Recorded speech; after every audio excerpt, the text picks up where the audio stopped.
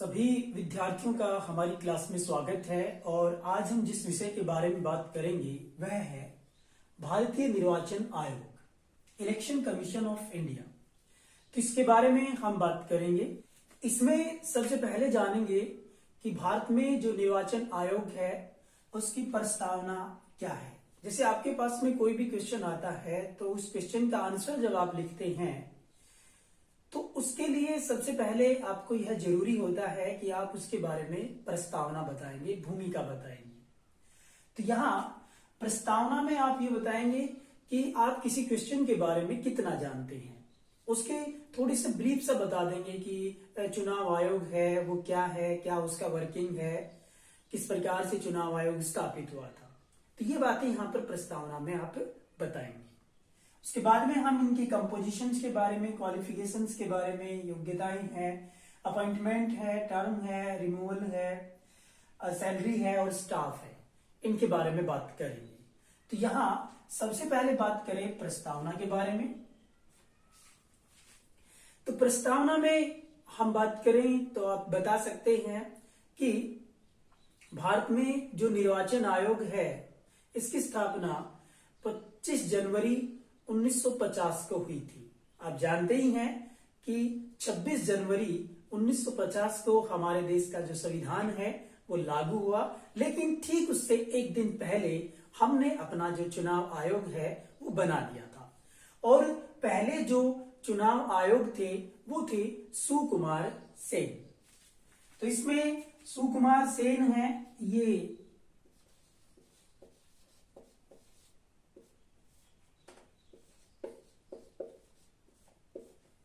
पहले निर्वाचन आयुक्त थे। और वर्तमान समय में जो निर्वाचन आयुक्त हैं वो है सुशील चंद्रा। इससे पहले थे सुनील अरोड़ा, वो 13 अप्रैल को सेवानिवृत्त हो चुके हैं। और अभी जो 13 अप्रैल से नए हमारे देश के निर्वाचन आयुक्त बनाए गए हैं वो है सुशील चंद्र। तो ये जानकारी आप इसमें बता सकते हैं। साथ में जो 25 जनवरी है वो भारत में आप सभी जानते ही हैं हमारे देश में नेशनल वोटर्स डे के रूप में मनाया जाता है, राष्ट्रीय मतदाता दिवस के रूप में हम इसको मनाते हैं। अब यदि हम बात करें इसकी कंपोजिशंस के बारे में, इसकी संरचना के बारे में, तो हमारे देश में जो चुनाव आयोग वर्तमान समय में आप देखते हैं इसमें आप सभी जानते हैं कि इसमें 3 सदस्य हैं, एक मुख्य निर्वाचन आयुक्त और 2 हैं इसमें अन्य आयुक्त।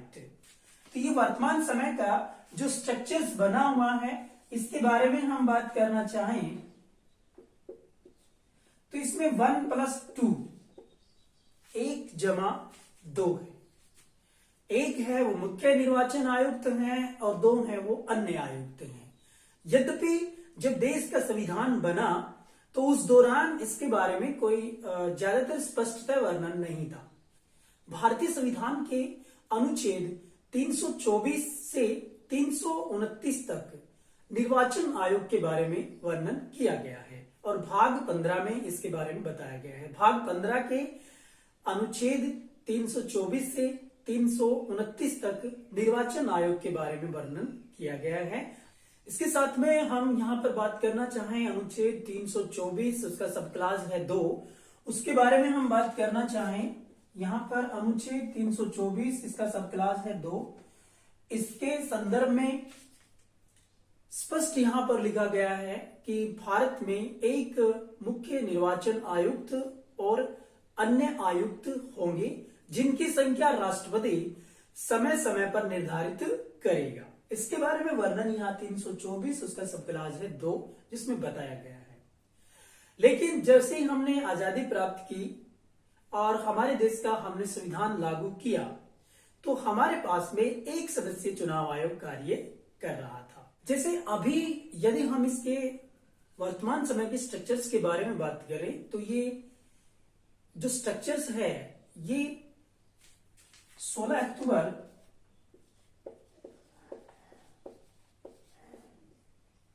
1989 को यहां पर चुनाव आयोग है उसको 3 सदस्यीय कर दिया गया, जिसमें एक मुख्य और 2 अन्य आयुक्त बनाए गए थे। ये कांग्रेस की सिफारिश के आधार पर किए गए थे। कांग्रेस ने राष्ट्रपति से सिफारिश की और राष्ट्रपति ने यहाँ पर जो चुनाव आयोग है उसको बहुसदस्यीय बना दिया। उसके बाद में 2 जनवरी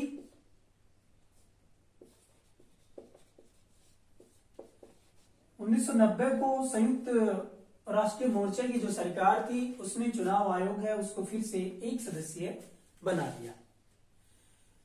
इसके बाद में 1992 में 2 अक्टूबर 1992 को यहां पर चुनाव आयोग है, इसकी जो सदस्य संख्या है राष्ट्रपति ने यहां पर एक अध्यादेश के माध्यम से 3 सदस्य इसको बना दिया गया, बहुसदस्यीय इसको बना दिया गया, जिसका स्ट्रक्चर भी यही था 1+2। और यह 20 दिसंबर 1993 को इस अध्यादेश को संसद द्वारा स्वीकृति दे दी गई। तो 1993 से हमारा जो चुनाव आयोग है वो 3 सदस्य या बहुसदस्यीय यहाँ पर बना दिया गया है। 1995 में यहाँ पर सर्वोच्च न्यायालय ने यहाँ पर स्पष्ट कर दिया कि जो तीनों आयुक्त हैं इनके पास में लगभग एक समान शक्तियां उसके पास में निहित रहेंगी। तो ये हमने इसकी कंपोजिशंस के बारे में बात की है। जैसे इसी में ही आप और जानकारी रखना चाहें तो आप ये बता सकते हैं कि वर्तमान में जो मुख्य निर्वाचन आयुक्त हैं वो है सुशील चंद्र। इसके साथ में उनके साथ दूसरे जो व्यक्ति हैं वो है राजीव कुमार, और एक जो सीट है हमारी वो अभी वैकेंट है, क्योंकि आप जानते हैं इससे पहले जो चुनाव आयुक्त थे वो थे सुनील अरोड़ा। सुनील अरोड़ा थे और 2 जो अन्य आयुक्त थे वे थे यहाँ पर एक तो सुशील चंद्र और एक थे राजीव कुमार। लेकिन जैसे अभी जो सुनील अरोड़ा है 13 अप्रैल को रिटायर हो गए हैं और 14 अप्रैल से यहाँ पर जो हमारे देश के मुख्य निर्वाचन आयुक्त हैं वो हैं सुशील चंद्र। तो वर्तमान समय में एक जो निर्वाचन आयुक्त की जो सीट है वो वैकेंट है, और ये जैसे ही यहाँ पर नए आयुक्त बनाए जाएंगे इसके बारे में आपको अवगत करा दिया जाएगा। अब यहाँ पर हम बात करें क्वालिफिकेशंस के बारे में, योग्यताओं के बारे में।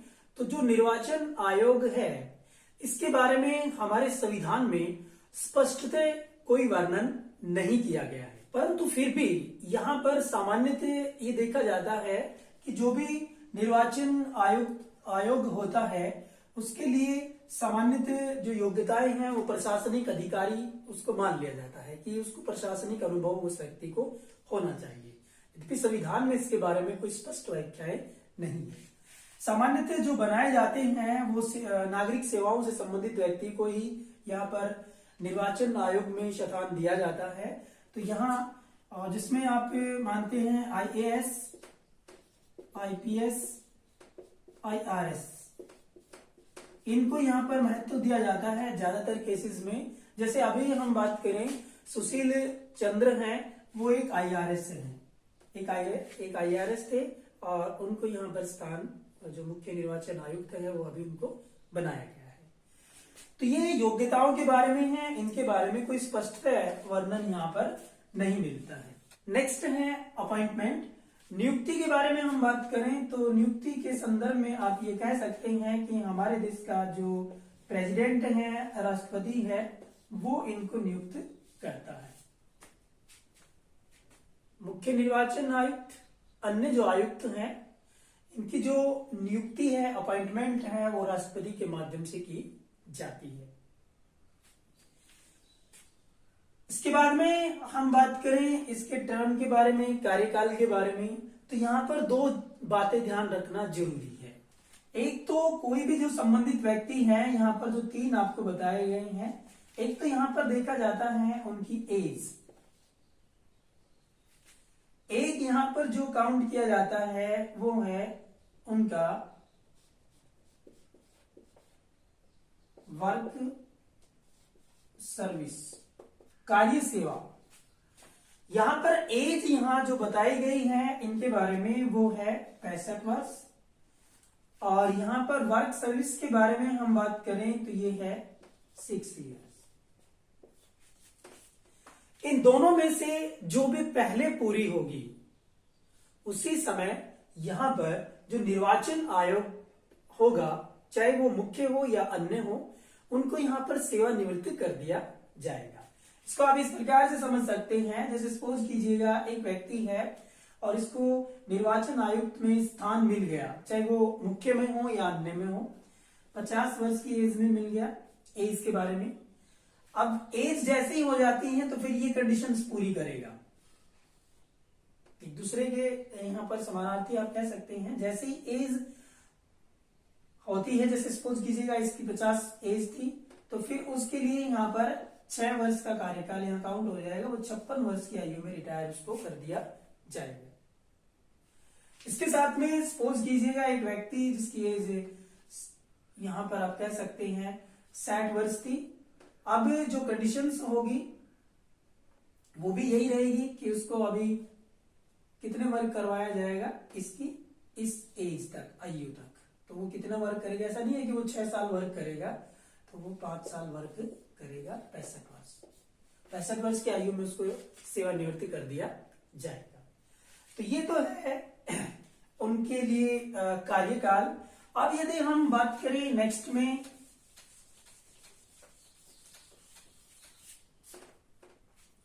रिमूवल प्रोसेस, हटाने की जो प्रक्रिया है, चुनाव आयोग है उसको हटाने के लिए सामान्यतः यहाँ पर उसी प्रक्रिया को पारित करना पड़ता है जो सर्वोच्च न्यायालय के न्यायाधीशों को हटाने के लिए लाई जाती है, जिसे आप सामान्यतः इम्पीचमेंट या महाभियोग के रूप में आप जानते हैं। संसद है, दोनों जो सदन है, लोकसभा है और यहाँ पर राज्यसभा है, दोनों ही अपने अलग अलग रूप से कुल बहुमत से और जमा उपस्थित सदस्यों के बहुमत, उपस्थित सदस्यों के 2/3 बहुमत से यहां पर जो इलेक्शन कमिश्नर है उसको हटाया जा सकता है। जैसे आप ये मान सकते हैं कि मान लीजिएगा लोकसभा है, लोकसभा में जो सदस्य संख्या है आप जानते ही हैं 543, राज्यसभा में सदस्य संख्या है 245। एक तो इनका बहुमत होना चाहिए, प्लस में जो उपस्थित होंगे उनका 2/3 बहुमत होना चाहिए। तो ऐसा यदि होता है तो यहां पर संबंधित जो व्यक्ति होगा उसको हटा दिया जाएगा। इसको आप और भी सिंपल वे में आप समझना चाहे तो आप ये समझ सकते हैं। जैसे आप सपोज कीजिएगा कि यहां पर मान के चले आप लोग की लोकसभा है, उसमें सदस्यों की संख्या जो निर्धारित है आप मान के चले 10, ठीक है, और यहां पर 10 है तो 10 का बहुमत क्या हो गया हमारे पास में 5 + 1, क्योंकि आधे से ज्यादा होना चाहिए 6। अब 6 तो ये बहुमत होना जरूरी है, फर्स्ट कंडीशन है, ठीक है। आप सपोज कीजिएगा उपस्थित जो सदस्य हों, अब इसमें से जो उपस्थित होंगे मान के चलें कि आप वहां पर 9 सदस्य उपस्थित हुए, ठीक है। अब इन उपस्थित सदस्यों का 2/3, तो 2/3 ये दिया 9 और हमारे पास में आ गए 6। उपस्थित 9 है, कुल संख्या थी 10, तो यहां पर 6 और 6 इक्वल आ गए, तो उपस्थित का उपस्थित का बहुमत 6, और जैसे एक तो कुल बहुमत 6 और उपस्थित का जो 2/3 बहुमत था वो भी 6, तो अभी उसको हटाया जा सकता है। आप मान के चले कि यहां पर उपस्थित यदि 6 हो तो ये हमारे पास में आ गया 4, उपस्थित सदस्यों का जो बहुमत आया वो आया 4। तो यहां पर ये जो कंडीशंस है पहले वाली कि कुल बहुमत 6, उपस्थित का 2/3 बहुमत, तो ये कंडीशन यहां पर पूरी नहीं करता है, इसलिए जो संबंधित व्यक्ति होगा उसको इस कंडीशंस पे हटाया जा सकता है। लेकिन ये जो कंडीशन है ये इसके इक्विवेलेंट भी होनी चाहिए, इससे कम नहीं होनी चाहिए, ठीक है ना। इससे कम होगी तो उसको नहीं हटाया जा सकता है, तो इस बात की भी जानकारी रखें। सिंपल वे में आप रख सकते हैं कि एक तो उसका कुल बहुमत होना पहली कंडीशन है, और इसके साथ में उपस्थित जो सदस्य हों उनका 2/3 बहुमत होना जरूरी है। अब यहाँ पर हम इनकी सैलरी के बारे में बात करें, वेतन के बारे में, तो जो निर्वाचन आयोग है, यहाँ पर आप जानकारी रखते हैं 1+2, 3 जो निर्वाचन आयोग बनाए गए हैं, इनके लिए सैलरी है वो सर्वोच्च न्यायालय के जो अन्य न्यायाधीश हैं उनके समकक्ष यहाँ पर रखी गई है। सर्वोच्च न्यायालय का जो मुख्य न्यायाधीश है उसको 2,80,000 रुपए, जो अन्य न्यायाधीश हैं उनके लिए है 2,50,000 रुपए। तो यहाँ पर इनका जो सैलरी है वो है 2,50,000 रुपए। तो ये उनको सैलरी दी जाती है। इसके साथ में उनको अन्य सुविधाएं भी यहाँ पर उपलब्ध कराई जाती हैं। इसके बाद में हम बात करें स्टाफ के बारे में। जो निर्वाचन आयोग है, भारत में जो मुख्य निर्वाचन आयुक्त है, आप सभी जानते हैं कि ये पूरे भारत में चुनावों का संचालन कराता है। इसके बिना, एक निष्पक्ष और स्वतंत्र चुनाव आयोग के बिना भारत में चुनावों का संचालन नहीं कराया जा सकता है।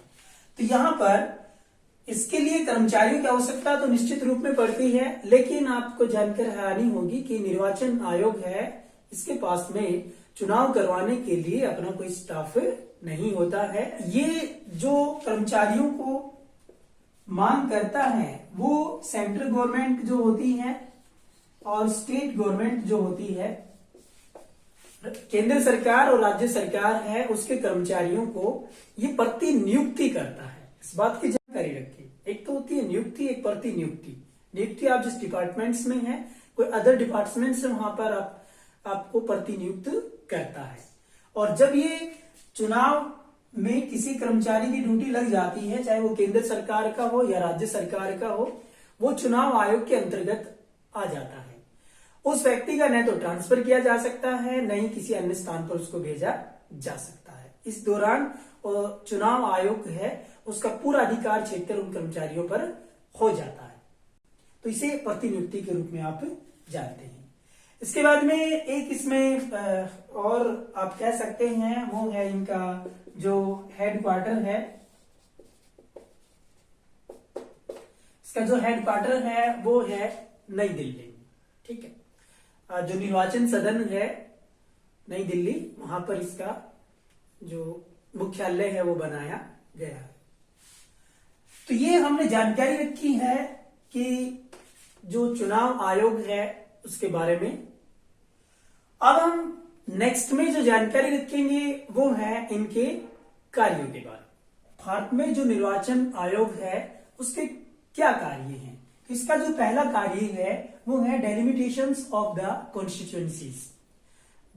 इसका अर्थ यहां पर ये है, डेलिमिटेशन है जो परिसीमन करना। कॉन्स्टिट्यूएंसीज मीन्स है यहाँ पर जो क्षेत्र है, चुनाव क्षेत्र है उनका। तो चुनाव जो क्षेत्र है उनका परिसीमन किया जाता है। परिसीमन यहाँ पर करने के लिए विशेषकर एक इसमें मुख्य निर्वाचन आयुक्त होता है और 2 सर्वोच्च न्यायालय के सेवानिवृत्त या कार्यकारी जो अभी वर्किंग कर रहे हैं वो यहाँ पर न्यायाधीश होते हैं।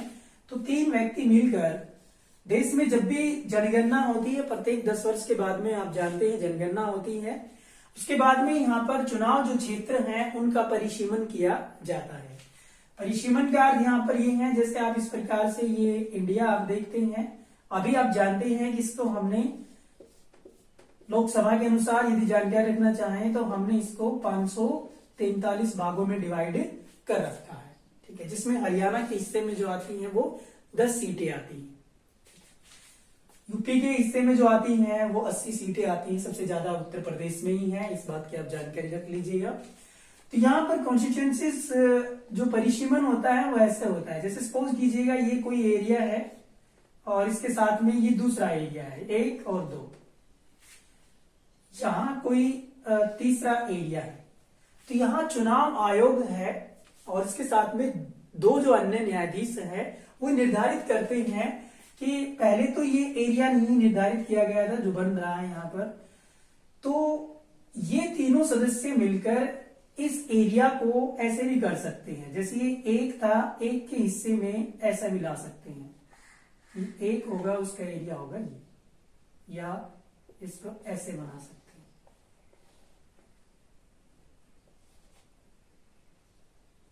ऐसे हो सकता है। अब ये देखिएगा क्या किया है इन्होंने, 1 का जो एरिया था उसको बढ़ा दिया है और 2 और 3 था उसका एरिया क्या कर दिया गया, घटा दिया गया। ऐसा यहां पर निर्वाचन जो आयोग है वो कर सकता है। तो इसी को ही हम कहते हैं चुनाव क्षेत्रों का परिसीमन करना। अब नेक्स्ट में हम बात करें वो है registration of political parties. Bharat के बारे में हम बात करना चाहें तो 1 मार्च 2021 में जो निर्वाचन आयोग है उसने अपने जो आंकड़े प्रस्तुत किए हैं उसके अनुसार वर्तमान समय में वो है यहां पर 2704। इसके लिए आप इस जो मेन जो साइट है इसको आप चेक कर सकते हैं। ये वर्तमान समय का जो रजिस्ट्रेशन से चुनाव आयोग के पास में हुए हैं उनके बारे में। तो इनका रजिस्ट्रेशन करना भी निर्वाचन आयोग का एक कार्य है। नेक्स्ट है यहाँ पर रिकॉग्निशन ऑफ पॉलिटिकल पार्टी। जो चुनावी दल है, राजनीतिक दल है, उनको मान्यता देना भी निर्वाचन आयोग का कार्य है। एक रजिस्ट्रेशन होता है कि आपकी ये पार्टी है, ये हमने रजिस्टर्ड कर ली है, पंजीकरण आपका हो गया है, ये अलग है। रिकॉग्निशन का यहाँ पर संदर्भ आता है कि आपकी जो पार्टी है वो किस लेवल की है। आपकी पार्टी है वो नेशनल लेवल की है, राष्ट्रीय दल है, या कोई स्टेट पार्टी है, नेशनल पार्टी है या राज्य पार्टी है। इसके बारे में जो निर्धारण है वो निर्वाचन आयोग करता है। जैसे हम जानकारी रखें 17वीं लोकसभा थी, इसमें यहां पर 8 राष्ट्रीय दल थे और स्टेट पार्टी के बारे में हम बात करें तो यहां पर 52 जो राज्य दल थे वो यहां अस्तित्व में थे। तो इनके बारे में कौन सी पार्टी राज्य पार्टी है, कौन सी पार्टी राष्ट्रीय पार्टी है, इनकी योग्यताओं के बारे में निर्धारण करने का जो अधिकार है, इनकी डिक्लेरेशन करने का जो अधिकार है वो यहाँ पर निर्वाचन आयोग के पास में है। इस बात को आप जानकर रखिए कि सभी प्रकार के राजनीतिक दलों का रजिस्ट्रेशन है वो भी निर्वाचन आयोग करता है, और कौन सी पार्टी राष्ट्रीय पार्टी होगी, कौन सी पार्टी राज्य पार्टी होगी, इसके लिए कौन सी योग्यताएं होंगी, इनका निर्धारण भी यहां पर निर्वाचन आयोग ही करता है। नेक्स्ट में हम बात करें यहां पर प्रिपरेशंस ऑफ इलेक्टोरल रोल्स। जो मतदाता पहचान पत्र है ये सामान्यतः निर्वाचन आयोग है उसी के माध्यम से तैयार करवाए जाते हैं। तो इसमें आपकी जानकारी रखिए कि 1993 में यहां पर जो वोटिंग फ्रॉड है, मतदान जो हो रहा है उसमें बोगस मतदान कर देते थे, नकली मतदान कर देते थे। इससे बचने के लिए यहां पर 1993 में ये जो मतदाता पहचान पत्र है वो यहाँ पर जारी किए गए थे, जिसमें आइडेंटिटी फोटो है, फोटो को यहाँ पर महत्व दिया गया था। 1989 में 61वां जो संवैधानिक संशोधन था उसके माध्यम से मतदाता की जो आयु थी वो 21 से 3 घटाकर यहाँ पर 18 वर्ष कर दी। तो 1989 से यहाँ पर जो वोटर एज है वो 18 वर्ष कर दी गई है। तो इनके लिए जो वोटर लिस्ट है, कौन से नए मतदाता बने हैं, इनके लिए जो विशेष कार्य करता है वो चुनाव आयोग करता है। यद्यपि आज के समय में हम बात करना चाहें तो यहाँ पर एक्शन में जो पार्टिसिपेट सामान्यतः मतदाता करते हैं, मतदाताओं के लिए यहाँ पर 3 फोरम बनाए गए हैं, फॉर्म 6, फॉर्म 6A और फॉर्म 8। इसमें जैसे कोई नए मतदाता हैं उनको फॉर्म 6 दिया जाता है, और जो एक स्थान से दूसरे स्थान पर स्थानांतरित अपना मतदान करा रहे हैं वो 6A में काउंट होता है। और यदि कोई व्यक्ति है वो अपने नाम में सुधार चाहता है तो यहाँ पर फॉर्म 8 आता है। ये जो कार्य है सामान्यतः निर्वाचन आयोग के आदेशों के अनुसार करवाए जाते हैं। इसके बाद में नेक्स्ट हम बात करें एलोकेशन ऑफ इलेक्शन सिंबल। कितने राजनीतिक दल हैं उन सभी को यहाँ पर चुनाव आयोग है वो एक चुनावी सिंबल वितरित करता है। यद्यपि पहले के जो टाइम था उस दौरान किसी भी जो क्रिएचर है, प्राणी है, उसका चुनाव चिन्ह वितरित कर दिया जाता था, लेकिन वर्तमान में ये नियम बना हुआ है कि किसी भी पशु पक्षी इत्यादि हैं, इनका चुनावी जो सिंबल है वो नहीं दिया जाता है। अभी जो चुनावी सिंबल दिए जाते हैं वो डेट्स तो थिंग्स होते हैं, उनके बारे में यहाँ पर चुनाव चिन्ह वितरित सामान्यतः किए जाते हैं। क्रिएचर्स का चुनाव चिन्ह वितरित नहीं किया जाता है। जिनके पहले हो चुके हैं वो बातें अलग है, ठीक है। तो चाहे कोई निर्दलीय उम्मीदवार इलेक्शन में खड़ा हो, इनके लिए भी चुनाव का जो वितरण है वो चुनाव आयोग के माध्यम से किया जाता है। तो चुनाव जो सिंबल है, चुनाव चिन्ह है, ये सामान्यतः निर्वाचन आयोग वितरित करता है। इसके बाद में है डिक्लेरेशन ऑफ इलेक्शन नोटिफिकेशंस। जैसे अभी आपने जानकारी रखी होगी कि हमारे देश में जो इलेक्शन हुए थे, विशेषकर हम बात करें 17वीं लोकसभा के इलेक्शन, 11 अप्रैल से 19 मई में जो इलेक्शन हुए थे, लगभग 7 चरणों में यहाँ पर चुनाव कराए गए थे। तो इनकी जो डिक्लेरेशंस है ये यहाँ पर निर्वाचन आयोग करता है। किस दौरान आप अपना नामांकन पेपर भरेंगे, इस दौरान अपना नाम वापस ले सकते हैं, आपके नाम है और जो फॉर्म है उसका जांच पड़ताल की जाएगी, ये सब कार्य है। और किस दिन वोटिंग होगी, कितने चरणों में होगी, चरण का अर्थ ये है कि कितनी डेट्स में होंगी। जैसे अभी वेस्ट बंगाल में इलेक्शन जो चल रहे हैं वो 8 चरणों में है, 8 डेट्स में वहां पर कराए गए हैं। और ये लास्ट का जो मतदान होगा वेस्ट बंगाल में वो 29 जो अप्रैल है उसको यहाँ पर इलेक्शन करवाया जाएगा और 2 मई को वहां पर रिजल्ट आएगी। तो ये जो डिक्लेरेशन है कि किस दिन वोटिंग का जो रिजल्ट है डिक्लेयर होगा, किस दिन नामांकन करना है, ये सब कार्य यहाँ पर इलेक्शन कमीशन ऑफ इंडिया करता है। उसके बाद में यहाँ पर हम बात करें गुड कोड ऑफ कंडक्ट। ये भी जो चुनाव आयोग है इसको आप कह सकते हैं कि समान जो आचार संहिता है या राजनीतिक दलों के लिए कुछ ऐसे व्यवहारिक नियम बनाए गए हैं जिनको यहाँ पर पालन करना प्रत्येक राजनीतिक दल या प्रत्येक यहाँ पर कोई भी जो चुनाव में व्यक्ति उम्मीदवार खड़ा है उसके लिए अनिवार्य होता है। जैसे इसी के अनुसार जो चुनाव आचार संहिता है वो जारी की जाती है सामान्यतः, जिसमें कुछ नियम्स बनाए जाते हैं।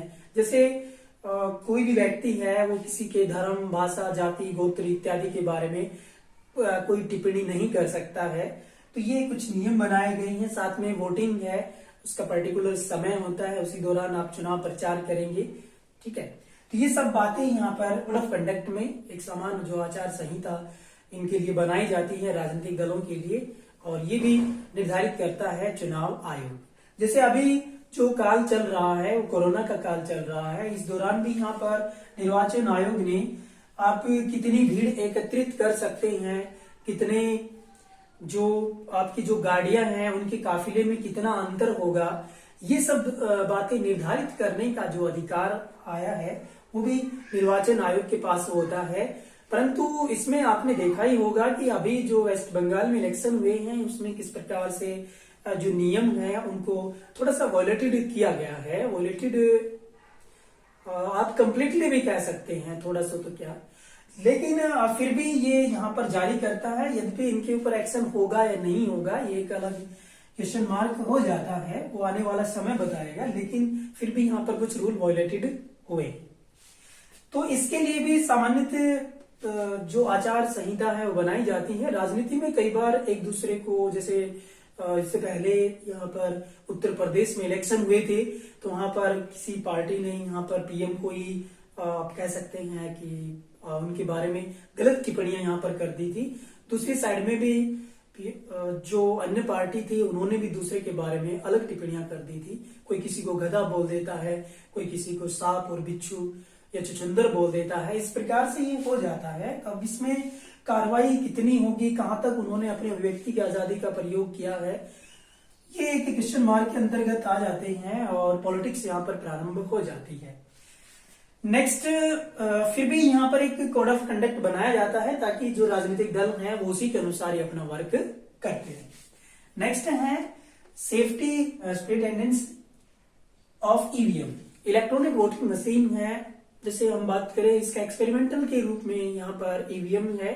1982 में ये लाई गई थी और केरल के जो चुनाव हो रहे थे उस दौरान एक्सपेरिमेंटल के रूप में इसका प्रयोग किया गया था। यद्यपि अभी आप जानते ही हैं कि इसमें पूर्णतः जो ईवीएम प्रणाली है इसको लागू कर दिया गया है। इस ईवीएम के माध्यम से इलेक्शन अभी हो रहे हैं। इसमें हम बात करें तो इसको आप इस प्रकार से देख सकते हैं। ये जो विशेषकर है ये इसका कंट्रोल बोर्ड होता है।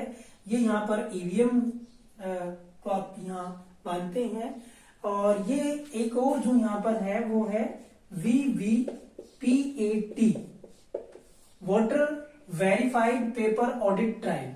इसमें ये है कि आप जिस भी बटन को दबाते हैं तो आपका जो मशीन है ये VVPAT इसमें आपको एक दिखाई दे जाता है कि आपने किसको वोट डाला है और कुछ सेकंड के बाद में उसमें डंप हो जाता है, उसी में वो चला जाता है आपकी वोटिंग।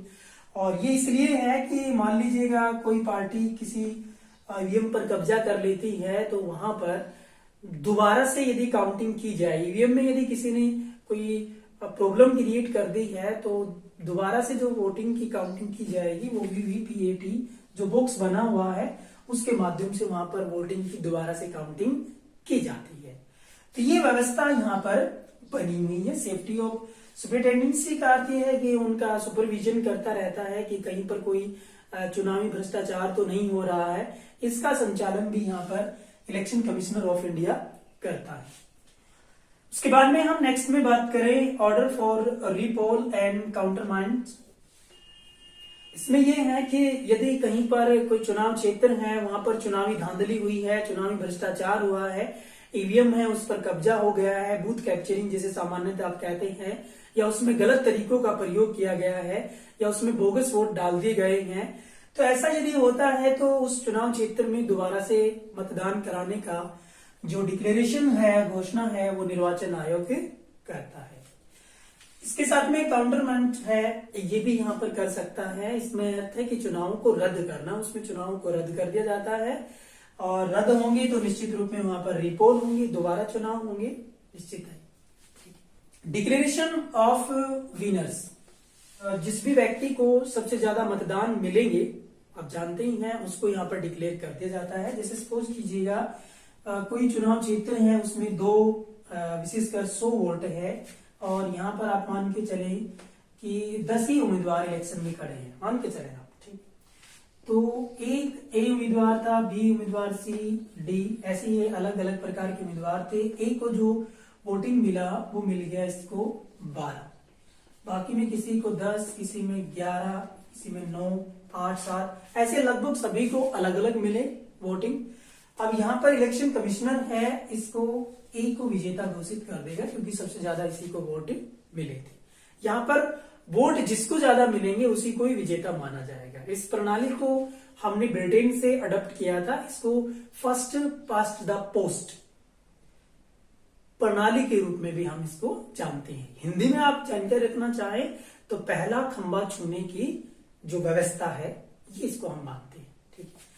यहां पर ये नहीं देखा जाता कि इसके अगेंस्ट में कितने हैं। जैसे अभी आप इसको ए को काउंट करना चाहें तो ए को यहां पर केवल 12 वोट पड़े हैं और बाकी के उम्मीदवार हैं वो इस ए को लाइक नहीं करते हैं। अन्य जो वोटर्स हैं उन्होंने इन अन्य लोगों को यहां पर निर्वाचित किया है, मतदान किया है।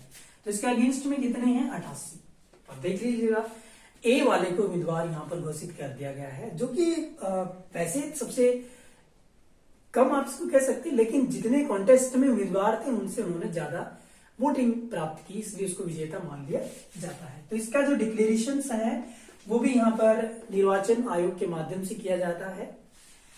इसके बाद में सर्टिफिकेशन है कि सपोज कीजिएगा किसी राज्य है उसमें अनुच्छेद 356 का प्रयोग कर दिया गया है और यहाँ पर चुनाव आयोग यह देखता है कि उस राज्य में कि चुनाव नहीं कराए जा सकते हैं, ऐसी व्यवस्था वहां पर है। तो इसका जो सर्टिफिकेशंस है वो सर्टिफिकेशंस भी निर्वाचन आयोग जारी करता है कि उसमें इस प्रकार से ये राष्ट्रपति शासन लगा हुआ है अनुच्छेद 356 के अनुसार और वहां की व्यवस्था है अभी इस हालात में नहीं है कि हम वहां पर चुनाव करवा सके। इसका जो सर्टिफिकेशन है वो यहाँ पर निर्वाचन आयोग जारी करता है। ठीक है। इसके साथ में इसके अन्य वर्ग भी आ जाते हैं जैसे अन्य वर्ग में हम बात करें तो जो भी राजनीतिक दल है वो कौन कितना यहाँ पर चंदा प्राप्त कर रहा है, इलेक्शंस बॉन्ड्स के रूप में जिसे आप जानते हैं, जो कि अभी निर्धारित कर रखे हैं। और इसके साथ में यहाँ पर हम बात करें कि किस उम्मीदवार ने कितना यहाँ पर प्रचार हो रहा था उस दौरान कितना जो धन है वो उसने खर्च किया है, इसका जायजा भी यहाँ पर इलेक्शन कमिश्नर है वो उनसे मांग सकता है, उनसे लेता रहता है कि रिपोर्ट आप हमें दीजिएगा कि आपने कितना जो चुनावी जो खर्चा है उसका ब्यौरा भी ये अपने पास में रखता है। तो इस प्रकार से आज जो हमने बात की है वो बात की है इलेक्शन कमिश्नर है, इसकी कंपोजिशंस के बारे में और इसके कार्यों के बारे में। इसमें यदि आपके पास में कोई क्वेश्चन हो तो आप हमें यूट्यूब पर कमेंट कर सकते हैं। धन्यवाद।